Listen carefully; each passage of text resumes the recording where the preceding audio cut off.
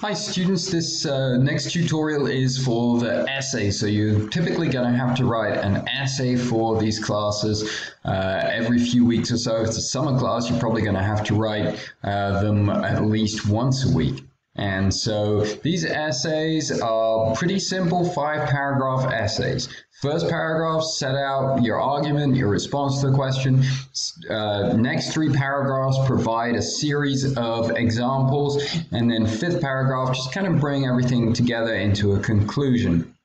And so here you can see the 3 questions that you have to choose from.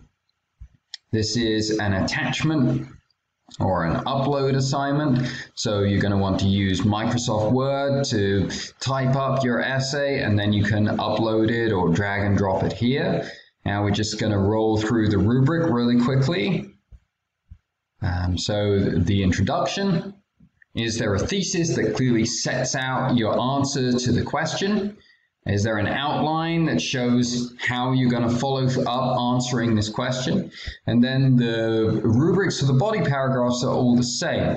Are you using material from the primary sources? That is, the sources from the discussion boards. So for the Neolithic Revolution, are you using a quote or an example from the Epic of Gilgamesh? That's the gold standard. But you're also going to want to make sure you're including the important chronological and thematic details, and you're using concrete examples. So that means that you can't just say, we see that this happens, that people from different religions fight against one another. You have to say, we see an example of people of different religions fighting one another in this war that took place during this time period between these 2 dates. So specific dates, specific examples are key to getting a good grade on this type of assignment.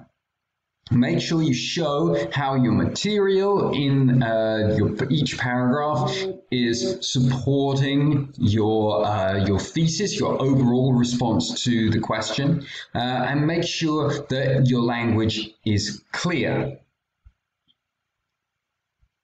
And then to conclude, make sure you go a little further. You can simply kind of restate your initial response. That would be fine. I would encourage you to go a little further and try and say something new. Try and say something a little more precise in answer to the question to tie all your evidence together. People tend to think there's a certain sense of mystery to grading these assignments. There really isn't. Your language just has to be clear. You have to use a lot of evidence and a lot of examples. Best examples are those that are most specific, and those